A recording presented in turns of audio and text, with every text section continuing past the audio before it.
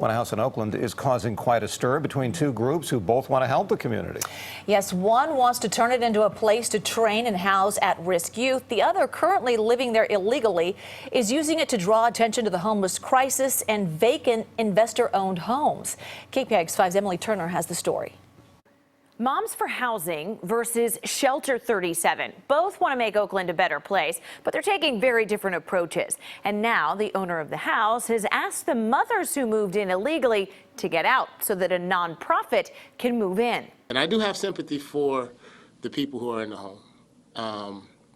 But in the United States, you can't take someone's property. James Washington runs Shelter 37. It's an LA-based organization that has teamed up with the owners of this house to train and house at-risk youth whose lives have been affected by violence, crime, or abandonment.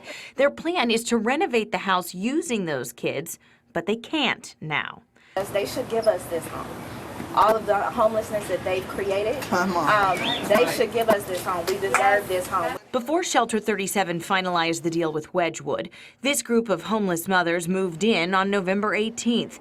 They say they did it to draw attention to Oakland's homeless crisis and refused to leave despite being served an eviction notice today.